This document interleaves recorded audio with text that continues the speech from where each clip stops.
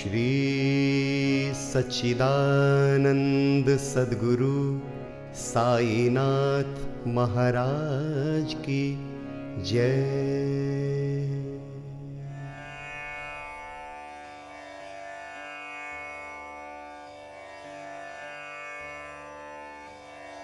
श्री साईं सचरित्र अध्याय 18 और 19। श्री हेमांड पंथ पर बाबा की कृपा कैसे हुई, श्री साठे और श्रीमती देशमुख की कथा, उत्तम विचारों को प्रोत्साहन, उपदेश में नवीनता, निंदा संबंधी उपदेश और परिश्रम के लिए मजदूरी। ब्रह्म ज्ञान हेतु लालायित एक धनी व्यक्ति के साथ बाबा ने किस प्रकार व्यवहार किया, इसका वर्णन हेमांड पंत ने गत 2 अध्यायों में किया है। अब हेमांड पंत पर किस प्रकार बाबा ने अनुग्रह कर उत्तम विचारों को प्रोत्साहन देकर उन्हें फलीभूत किया तथा आत्मोन्नत व परिश्रम के प्रतिफल के संबंध में किस प्रकार उपदेश किए, इनका 2 अध्यायों में वर्णन किया जाएगा। पूर्व विषय यह विदित ही है कि सद्गुरु पहले अपने शिष्य की योग्यता पर विशेष ध्यान देते हैं। उनके चित्त को किंचित मात्र भी डावाडोल न कर वे उपयुक्त उपदेश देकर उन्हें आत्मानुभूति की ओर प्रेरित करते हैं। इस संबंध में कुछ लोगों का विचार है कि जो शिक्षा या उपदेश सद्गुरु द्वारा प्राप्त हो उसे अन्य लोगों में प्रसारित न करना चाहिए। उनकी ऐसी भी धारणा है कि उसे प्रकट कर देने से उसका महत्व घट जाता है। यथार्थ में यह दृष्टिकोण संकुचित है। सद्गुरु तो वर्षा के ऋतु के मेघ सदृश हैं, जो सर्वत्र एक समान बरसते हैं, अर्थात वे अपने अमृत तुल्य उपदेशों को विस्तृत क्षेत्र में प्रसारित करते हैं।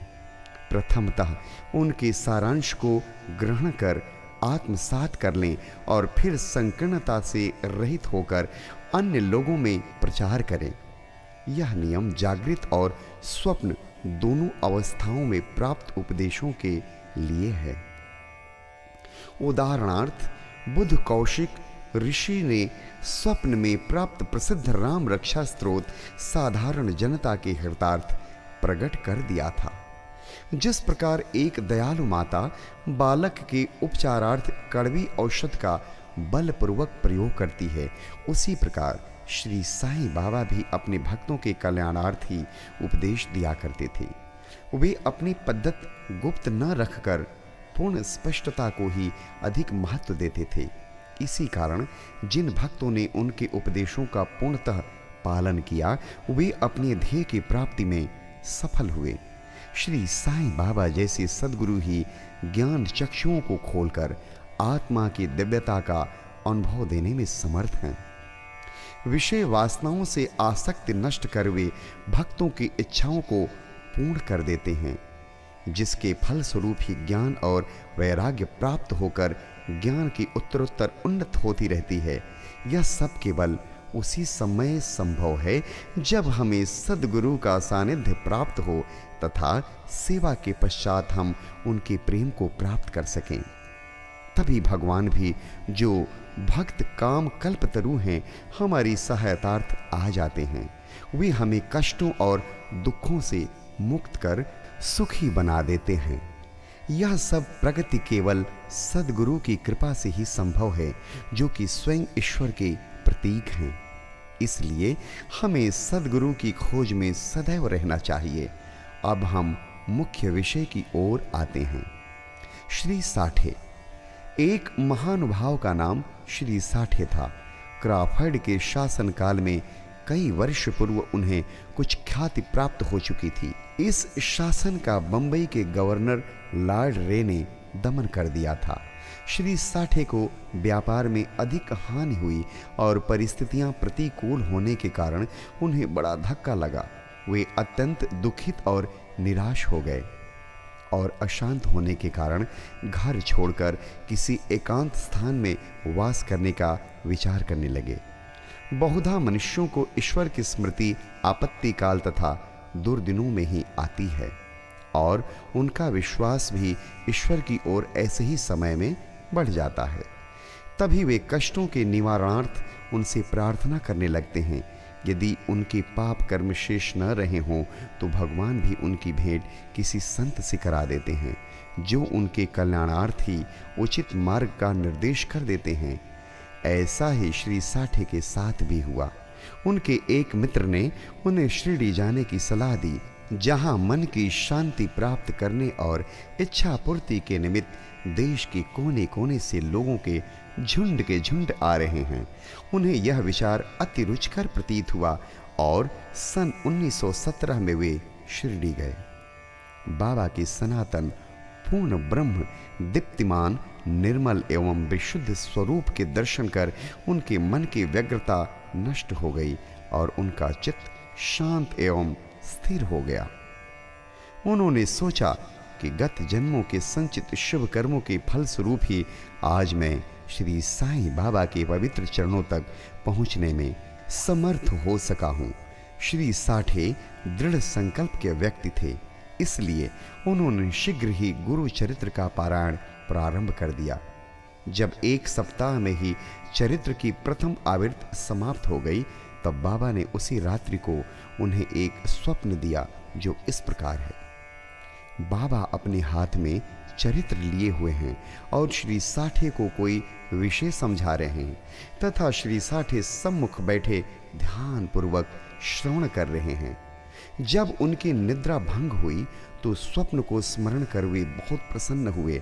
उन्होंने विचार किया कि यह बाबा की अत्यंत कृपा है, जो इस प्रकार अचेतनावस्था में पड़े हुओं को जागृत कर उन्हें गुरु चरित्र का अमृतपान करने का अवसर प्रदान करते हैं। उन्होंने यह स्वप्न श्री काका साहेब दीक्षित को सुनाया और श्री साईं बाबा के पास प्रार्थना करने को कहा कि इसका वास्तविक अर्थ क्या है और क्या एक सप्ताह का पारायण ही मेरे लिए पर्याप्त है अथवा उसे पुनः प्रारंभ करूं। श्री काका साहेब दीक्षित ने उचित अवसर पाकर बाबा से पूछा कि हे देव, उस दृष्टांत से आपने श्री साठे को क्या उपदेश दिया है? क्या वे पारायण सप्ताह स्थगित कर दें?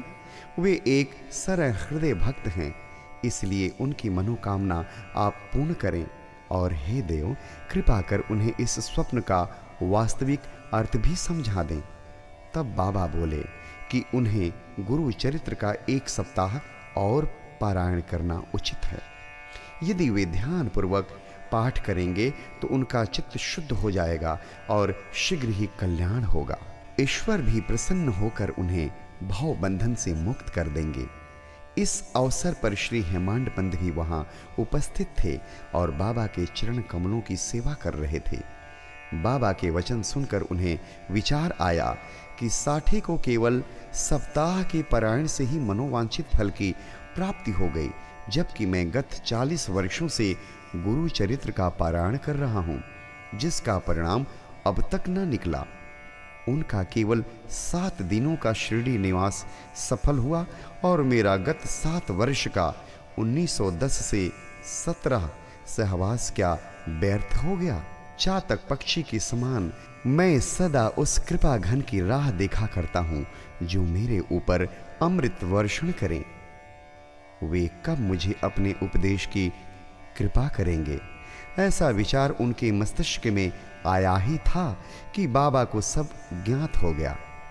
ऐसा भक्तों ने सदैव ही अनुभव किया है कि उनके समस्त विचारों को जानकर बाबा तुरंत कुविचारों का दमन कर उत्तम विचारों को प्रोत्साहित करते थे।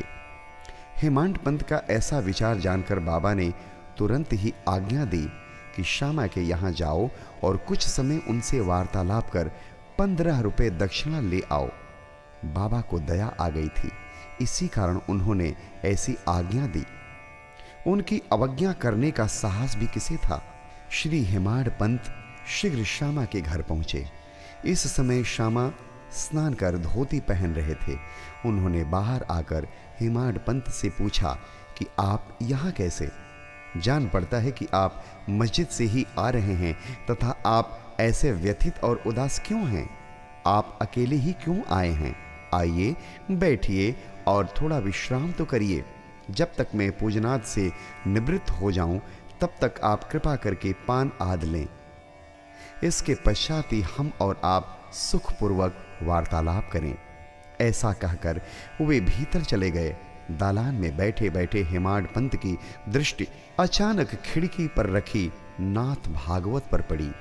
नाथ भागवत श्री एकनाथ द्वारा महाभागवत के 11वें स्कंद पर मराठी भाषा में की हुई एक टीका है। श्री साईं बाबा की आज्ञानुसार श्री बापू साहेब जोग और श्री काका साहेब दीक्षित शिरडी में नित्य भगवत गीता का मराठी टीका सहित, जिसका नाम भावार्थ दीपिका या ज्ञानेश्वरी है, कृष्ण और भक्त अर्जुन संवाद, नाथ भागवत श्री कृष्ण उद्धव संवाद और एकनाथ का महान ग्रंथ भावार्थ रामायण का पठन किया करते थे।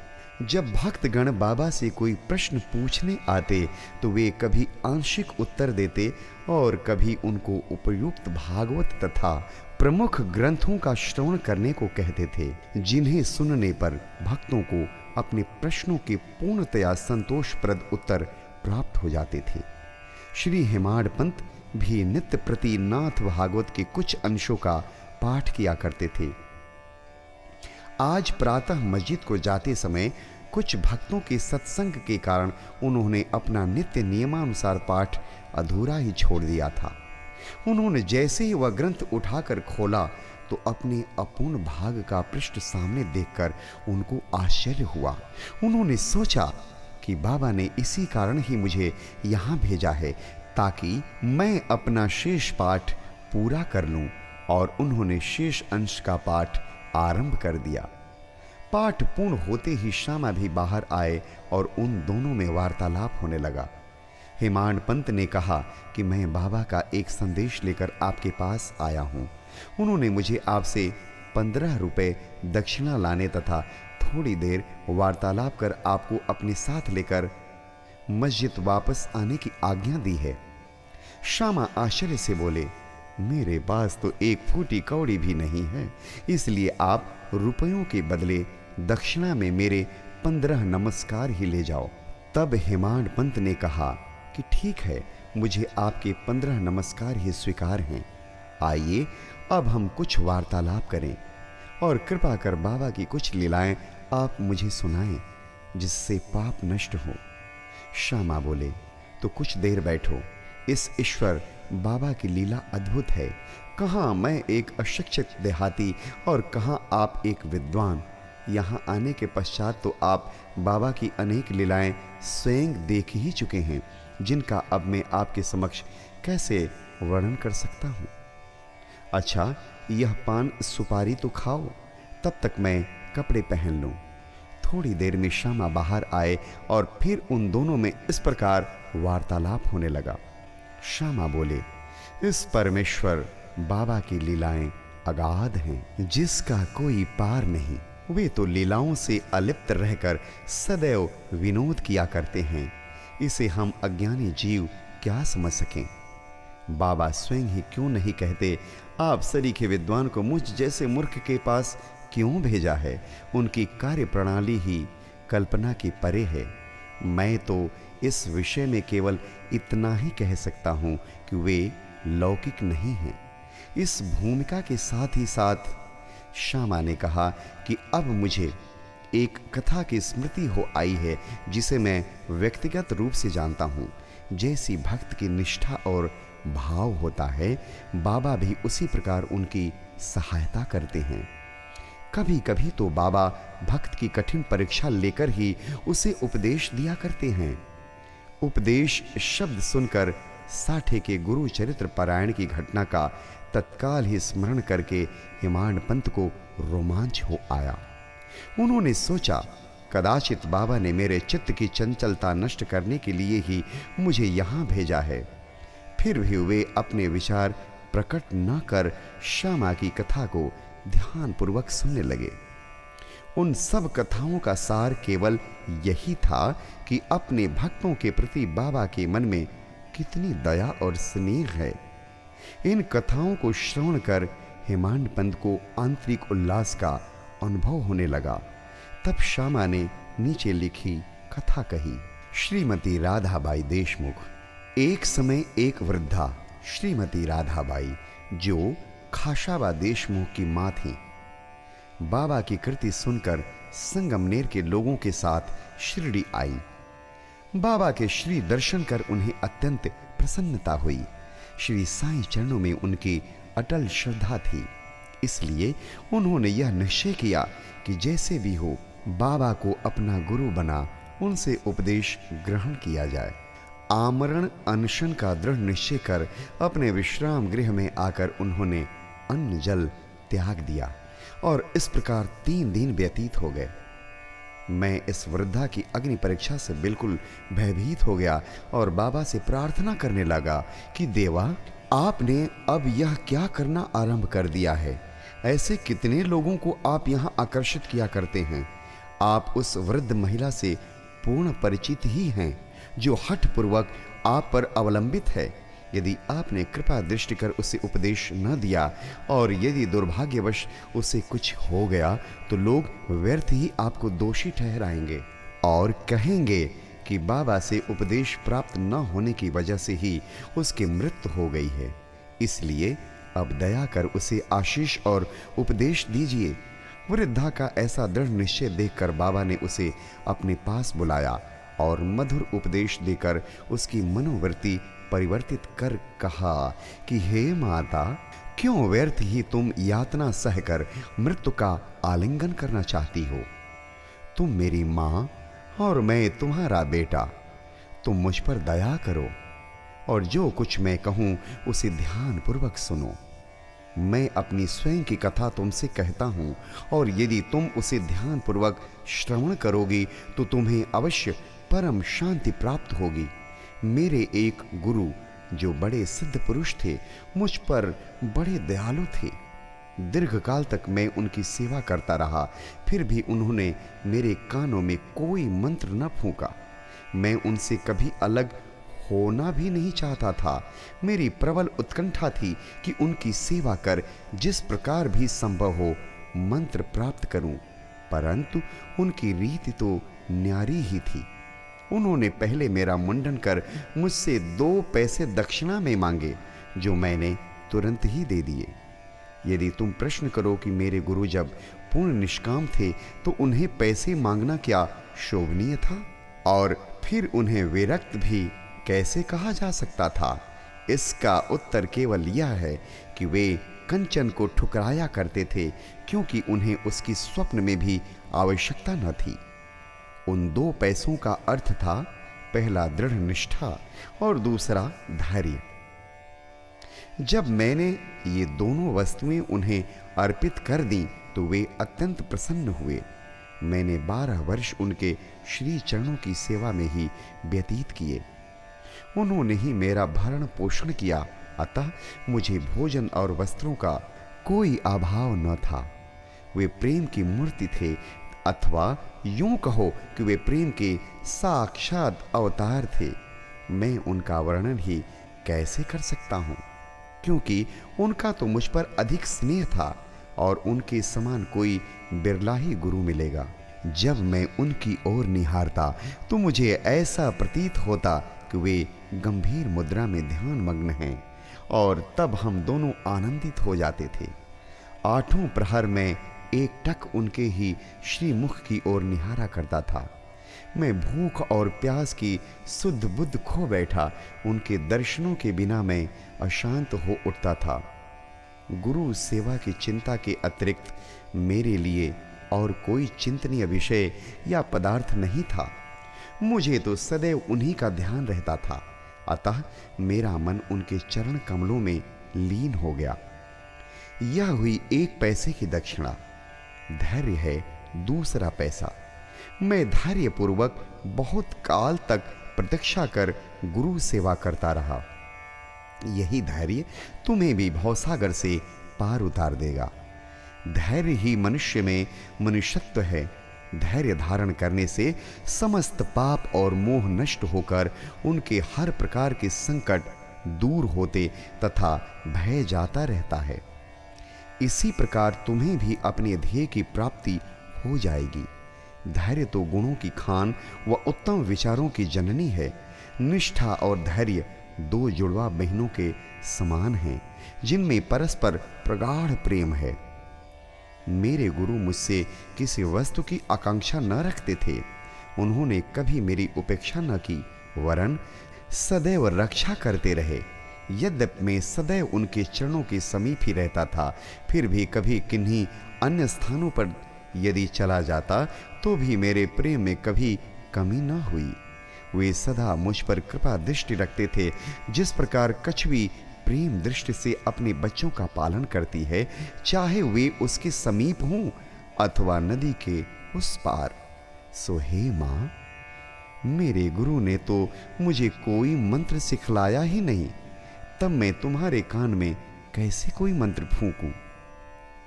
केवल इतना ही ध्यान रखो कि गुरु की भी कछुई के समान ही प्रेम दृष्टि से हमें संतोष प्राप्त होता है। इस कारण व्यर्थ में किसी से उपदेश प्राप्त करने का प्रयत्न न करो।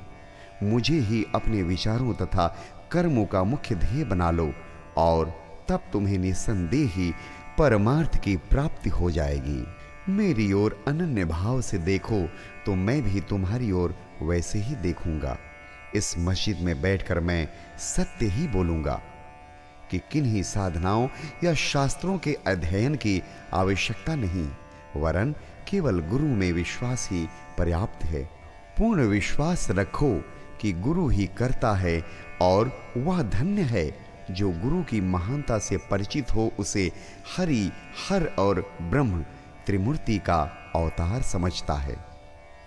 इस प्रकार समझाने से वृद्ध महिला को सांत्वना मिली और उसने बाबा को नमन कर अपना उपवास त्याग दिया। यह कथा ध्यान पूर्वक एकाग्रता से श्रवण कर तथा उसके उपयुक्त अर्थ पर विचार कर हेमाड पंत को बड़ा आश्चर्य हुआ। उनका हृदय भर आया और उन्हें रोमांच हो उठा। अत्यंत आनंद विभोर हो जाने से उनका कंठ रूंध गया और वे मुख से एक शब्द भी न बोल सके। उनकी ऐसी स्थिति देख श्यामा ने पूछा कि आप ऐसे स्तब्ध क्यों हो गए, बात क्या है? बाबा की तो इस प्रकार की लीलाएं अगणित हैं, जिनका वर्णन मैं किस मुख से करूं। ठीक उसी समय मस्जिद में घंटानाद होने लगा, जो कि मध्याह्न पूजन तथा आरती के आरंभ होने का द्योतक था। तब श्यामा और हेमाड पंत भी शीघ्र ही मस्जिद की ओर चले। बापू साहेब जोग ने पूजन आरंभ कर दिया था। स्त्रियां मस्जिद में ऊपर खड़ी थीं और पुरुष वर्ग नीचे मंडप में। सब उच्च स्वर में वाद्यों के साथ साथ आरती गा रहे थे। तभी हेमाड पंत का हाथ पकड़े हुए श्यामा भी ऊपर पहुंचे और वे बाबा के दाहिनी ओर तथा हेमाड पंत बाबा के सामने बैठ गए। उन्हें देख बाबा ने श्यामा से लाई हुई दक्षिणा देने के लिए कहा। तब हेमाड पंत ने उत्तर दिया कि रुपयों के बदले श्यामा ने मेरे द्वारा आपको 15 नमस्कार भेजे हैं तथा स्वयं ही यहाँ आकर उपस्थित हो गए हैं। बाबा ने कहा, अच्छा ठीक है, तो अब मुझे यह बताओ कि तुम दोनों में आपस में किस विषय पर वार्तालाप हुआ है। तब घंटे, ढोल और सामूहिक गान की ध्वनि की चिंता न करते हुए हेमाड पंत उत्कंठा पूर्वक उन्हें वह वार्तालाप सुनाने लगे। बाबा भी सुनने को अति उत्सुक थे, इसलिए वे तकिया छोड़कर थोड़ा आगे झुक गए। हेमाड पंत ने कहा कि वार्ता अति सुखदायी थी। विशेषकर उस वृद्ध महिला की कथा तो ऐसी अद्भुत थी कि जिसे श्रवण कर मुझे तुरंत ही विचार आया कि आपकी लीलाएं अगाध हैं और इस कथा की ही ओट में आपने मुझ पर विशेष कृपा की है। तब बाबा ने कहा, वह तो बहुत ही आश्चर्यपूर्ण है। अब मेरी तुम पर कृपा कैसे हुई, इसका पूर्ण विवरण सुनाओ। कुछ काल पूर्व सुना वार्तालाप जो उनके हृदय पटल पर अंकित हो चुका था, वह सब उन्होंने बाबा को सुना दिया। वार्ता सुनकर बाबा अति प्रसन्न हो कहने लगे, क्या कथा से प्रभावित होकर उसका अर्थ भी तुम्हारी समझ में आया है? तब हेमाड पंत ने उत्तर दिया कि हाँ बाबा, आया तो है। उससे मेरे चित्त की चंचलता नष्ट हो गई है। अब यथार्थ में मैं वास्तविक शांति और सुख का अनुभव कर रहा हूँ तथा मुझे सत्य मार्ग का पता चल गया है। तब बाबा बोले, सुनो, मेरी पद्धति भी अद्वितीय है। यदि इस कथा का स्मरण रखोगे तो यह बहुत ही उपयोगी सिद्ध होगी। आत्मज्ञान प्राप्त करने के लिए ध्यान अत्यंत आवश्यक है, और यदि तुम इसका निरंतर अभ्यास करते रहोगे तो कुप्रवृत्तियां शांत हो जाएंगी। तुम्हें आसक्ति रहित होकर सदैव ईश्वर का ध्यान करना चाहिए, जो सर्व प्राणियों में व्याप्त है। और जब इस प्रकार मन एकाग्र हो जाएगा तो तुम्हें ध्येय की प्राप्ति हो जाएगी। मेरे निराकार सच्चिदानंद स्वरूप का ध्यान करो। जैसे कि तुम मुझे दिन रात यहां देखते हो, इस प्रकार तुम्हारी वृत्तियां केंद्रित हो जाएंगी तथा ध्याता ध्यान और ध्येय का पृथकत्व नष्ट हो ध्याता चैतन्य से एकत्व को प्राप्त कर ब्रह्मा के साथ अभिन्न हो जाएगा। कछुई नदी के इस किनारे पर रहती है और उसके बच्चे दूसरे किनारे पर। न वह उन्हें दूध पिलाती है और न हृदय से ही लगा कर लेती है, वरन केवल उसकी प्रेम दृष्टि से ही उनका भरण पोषण हो जाता है। छोटे बच्चे भी कुछ न करके केवल अपनी मां का ही स्मरण करते रहते हैं। उन छोटे छोटे बच्चों पर कछुई की केवल दृष्टि ही उन्हें अमृत तुल्य आहार और आनंद प्रदान करती है। ऐसा ही गुरु और शिष्य का भी संबंध है। बाबा ने ये अंतिम शब्द कहे ही थे कि आरती समाप्त हो गई और सबने उच्च स्वर से श्री सच्चिदानंद सद्गुरु साईनाथ महाराज की जय बोली। प्रिय पाठकों, कल्पना करो कि हम सब भी इस समय उसी भीड़ और जय जयकार में सम्मिलित हैं। आरती समाप्त होने पर प्रसाद वितरण हुआ। बापू साहेब जोग हमेशा की तरह आगे बढ़े और बाबा को नमस्कार कर कुछ मिश्री का प्रसाद दिया। यह मिश्री हेमाड पंत को देकर वे बोले कि तुम इस कथा को अच्छी तरह से सदैव स्मरण रखोगे तो तुम्हारी भी स्थिति इस मिश्री के समान मधुर होकर समस्त इच्छाएं पूर्ण हो जाएंगी और तुम सुखी हो जाओगे। हेमाड पंत ने बाबा को साष्टांग प्रणाम किया कि प्रभु, इसी प्रकार दया कर सदैव मेरी रक्षा करते रहो। तब बाबा ने आशीर्वाद देकर कहा कि इन कथाओं को श्रवण कर नित्य मनन तथा निधिध्यासन कर तत्व को ग्रहण करो, तब तुम्हें ईश्वर का सदा स्मरण तथा ध्यान बना रहेगा और वह स्वयं तुम्हारे समक्ष अपने स्वरूप को प्रकट कर देगा। प्यारे पाठकों, हेमाड पंत को उस समय मिश्री का प्रसाद भली भांति मिला, जो आज हमें इस कथामृत के पान करने का अवसर प्राप्त हुआ। आओ हम भी उस कथा का मनन करें तथा उसका सार ग्रहण कर बाबा की कृपा से स्वस्थ और सुखी हो जाएं। 19वें अध्याय के अंत में हेमाड पंत ने कुछ और भी विषयों का वर्णन किया है जो यहाँ दिए जाते हैं। अपने बर्ताव के संबंध में बाबा का उपदेश। नीचे दिए हुए अमूल्य वचन सर्वसाधारण भक्तों के लिए हैं और यदि उन्हें ध्यान में रखकर आचरण में लाया गया तो सदैव ही कल्याण होगा। जब तक किसी से कोई पूर्व नाता या संबंध न हो, तब तक कोई किसी के समीप नहीं जाता। यदि कोई मनुष्य या प्राणी तुम्हारे समीप आए तो उसे अभद्रता से न ठुकराओ, उसका स्वागत कर आदर पूर्वक बर्ताव करो। यदि तृषित को जल, क्षुधा पीड़ित को भोजन, नंगे को वस्त्र और आगंतुक को अपना दालान विश्राम करने को दोगे तो भगवान श्री हरि तुमसे निस्संदेह प्रसन्न होंगे। यदि कोई तुमसे द्रव्य याचना करे और तुम्हारी इच्छा देने की न हो तो न दो, परंतु उसके साथ अभद्र व्यवहार न करो। तुम्हारी कोई कितनी ही निंदा क्यों न करे, फिर भी कटु उत्तर देकर तुम उस पर क्रोध न करो। यदि इस प्रकार ऐसे प्रसंगों से सदैव बचते रहे तो यह निश्चित ही है कि तुम सुखी रहोगे। संसार चाहे उलट पलट हो जाए, परंतु तुम्हें स्थिर रहना चाहिए। सदा अपने स्थान पर दृढ़ रहकर गतिमान दृश्य को शांतिपूर्वक देखो। एक को दूसरे से अलग रखने वाले भेद द्वैत की दीवार नष्ट कर दो, जिससे अपना मिलन पथ सुगम हो जाए। द्वैत भाव अर्थात मैं और तू ही भेद वृत्ति है, जो शिष्य को अपने गुरु से पृथक कर देती है। इसलिए जब तक इसका नाश न हो जाए तब तक अभिन्नता प्राप्त करना संभव नहीं है। अल्लाह मालिक अर्थात ईश्वर ही सर्वशक्तिमान है और उसके सिवा अन्य कोई संरक्षण करता नहीं है। उनकी कार्य प्रणाली अलौकिक, अनमोल और कल्पना से परे है। उनकी इच्छा से ही सब कार्य होते हैं। वे ही मार्ग प्रदर्शन कर सभी इच्छाएं पूर्ण करते हैं। ऋणानुबंध के कारण ही हमारा संगम होता है। इसलिए हमें परस्पर प्रेम कर एक दूसरे की सेवा कर सदैव संतुष्ट रहना चाहिए। जिसने अपने जीवन का ध्येय ईश्वर दर्शन पा लिया है वही धन्य और सुखी है। दूसरे तो केवल कहने को ही जब तक प्राण हैं तब तक जीवित हैं। उत्तम विचारों को प्रोत्साहन।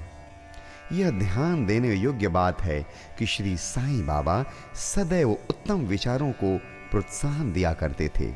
इसलिए यदि हम प्रेम और भक्ति पूर्वक अनन्य भाव से उनकी शरण जाएं तो हमें अनुभव हो जाएगा कि वे अनेक अवसरों पर हमें किस प्रकार सहायता पहुंचाते हैं।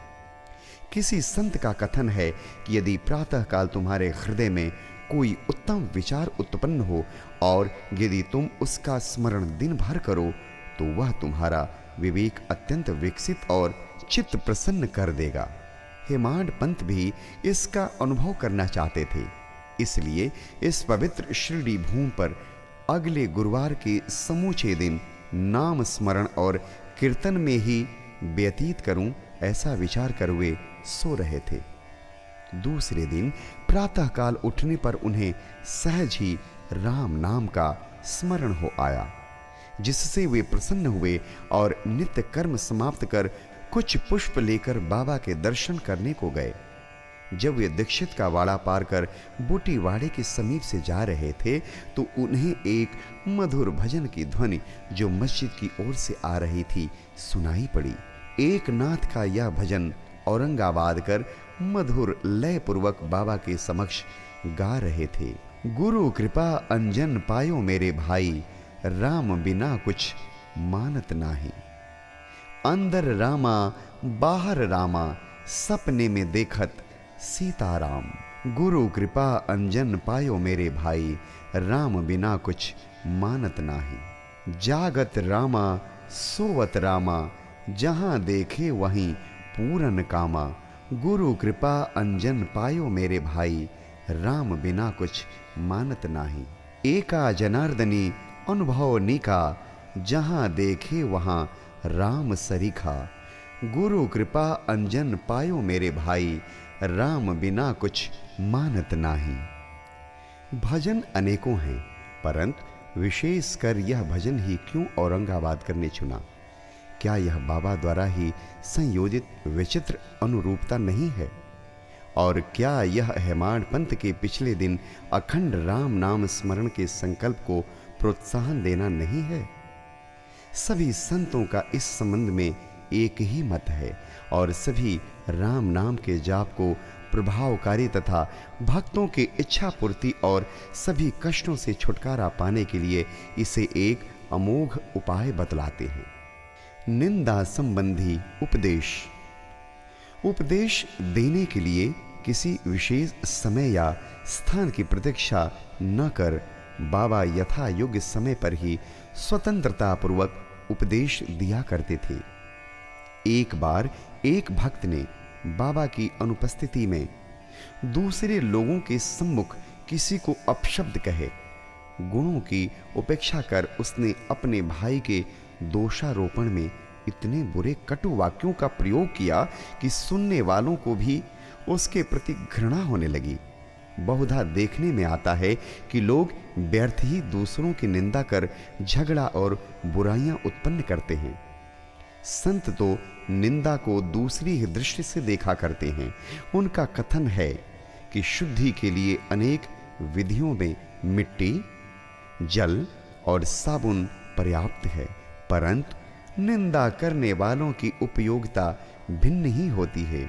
वे दूसरों के दोषों को केवल अपनी जिह्वा से ही दूर करते हैं और इस प्रकार वे दूसरों की निंदा कर उनका उपकार ही किया करते हैं, जिसके लिए वे धन्यवाद के पात्र हैं। निंदक को उचित मार्ग पर लाने के लिए साईं बाबा की पद्धति सर्वथा ही भिन्न थी। वे तो सर्वज्ञ थे ही, इसलिए उस निंदक के कार्य को वे समझ गए। मध्याह्न काल में जब लेंडी बाग के समीप उससे भेंट हुई, तब उन्होंने बिष्टा खाते हुए एक सूअर की ओर उंगली उठाकर उससे कहा कि देखो, वह कितने प्रेम पूर्वक बिष्टा खा रहा है। तुम जी भरकर अपने भाइयों को सदा अपशब्द कहा करते हो और यह तुम्हारा आचरण भी ठीक उसी के सदृश ही है। अनेक शुभ कर्मों के परिणाम स्वरूप ही तुम्हें मानव तन प्राप्त हुआ और इसलिए यदि तुमने इसी प्रकार आचरण किया तो शिरडी तुम्हारी सहायता ही क्या कर सकेगी। भक्त ने उपदेश ग्रहण कर लिया और वहां से चला गया। इस प्रकार प्रसंगानुसार हुए उपदेश दिया करते थे। यदि उन पर ध्यान देकर नित्य उनका पालन किया जाए तो आध्यात्मिक ध्येय अधिक दूर न होगा। एक कहावत प्रचलित है कि यदि मेरा श्री हरि होगा तो वह मुझे चारपाई पर बैठे बैठे ही भोजन पहुंचाएगा। यह कहावत भोजन और वस्त्र के विषय में सत्य प्रतीत हो सकती है, परंतु यदि कोई इस पर विश्वास कर आलस्यवश बैठा रहे तो वह आध्यात्मिक क्षेत्र में कुछ भी प्रगति न कर उल्टे पतन के घोर अंधकार में निमग्न हो जाएगा। इसलिए आत्मानुभूति प्राप्ति के लिए प्रत्येक को अनवरत परिश्रम करना चाहिए और जितना प्रयत्न वह करेगा उतना ही उसके लिए लाभप्रद भी होगा। बाबा ने कहा कि मैं तो सर्वव्यापी हूँ और विश्व के समस्त भूतों तथा चराचर में व्याप्त रहकर भी अनंत हूँ। केवल उनके भ्रम निवारणार्थ ही जिनकी दृष्टि में वे 3.5 हाथ के मानव थे, स्वयं सगुण रूप धारण कर अवतीर्ण हुए। इसलिए जो भक्त अनन्य भाव से उनकी शरण आए और जिन्होंने दिन रात ही उनका ध्यान किया, उन्हें उनसे अभिन्नता प्राप्त हुई। जिस प्रकार की माधुर्य और मिश्री, लहर और समुद्र तथा नेत्र और कांति में अभिन्नता हुआ करती है। जो आवागमन के चक्र से मुक्त होना चाहें, वे शांत और स्थिर होकर अपना धार्मिक जीवन व्यतीत करें। दुखदायी कटु शब्दों के प्रयोग से किसी को दुखित न कर सदैव उत्तम कार्यों में संलग्न रहकर अपना कर्तव्य करते हुए अनन्य भाव से भय रहित हो उनकी शरण में जाना चाहिए। जो पूर्ण विश्वास से उनकी लीलाओं का श्रवण कर उनका मनन करेगा तथा अन्य वस्तुओं की चिंता त्याग देगा, उसे निस्संदेह ही आत्मानुभूति की प्राप्ति होगी। उन्होंने अनेकों से नाम का जाप कर अपनी शरण में आने को कहा। जो यह जानने को उत्सुक थे कि मैं कौन हूँ, बाबा ने उन्हें भी लीलाएं श्रवण और मनन करने का परामर्श दिया। किसी को भागवत लीलाओं का श्रवण, किसी को भागवत पाद पूजन तो किसी को आध्यात्म रामायण व ज्ञानेश्वरी तथा धार्मिक ग्रंथों का पठन एवं अध्ययन करने को कहा। अनेकों को अपने चरणों के समीप ही रखकर बहुतों को खंडवा के मंदिर में भेजा तथा अनेकों को विष्णु सहस्त्र नाम का जाप करने व छांदोग्य उपनिषद तथा गीता का अध्ययन करने को कहा। उनके उपदेशों की कोई सीमा न थी। उन्होंने किन्हीं को प्रत्यक्ष और बहुतों को स्वप्न में दृष्टांत दिए। एक बार वे मदिरा सेवी के स्वप्न में प्रकट होकर उसकी छाती पर चढ़ गए और जब उसने मद्यपान त्यागने की शपथ खाई तभी उसे छोड़ा। किसी किसी को मंत्र जैसे गुरुर ब्रह्मा आदि का अर्थ स्वप्न में समझाया तथा कुछ हठ योगियों को हठ योग छोड़ने का निर्देश देकर चुपचाप बैठ धैर्य रखने को कहा। उनके सुगम पथ और विधि का वर्णन ही असंभव है। साधारण सांसारिक व्यवहारों में उन्होंने अपने आचरण द्वारा ऐसे अनेकों उदाहरण प्रस्तुत किए, जिनमें से एक यहां नीचे दिया जाता है। परिश्रम के लिए मजदूरी। एक दिन बाबा ने राधा कृष्ण माई के घर के समीप आकर एक सीढ़ी लाने को कहा।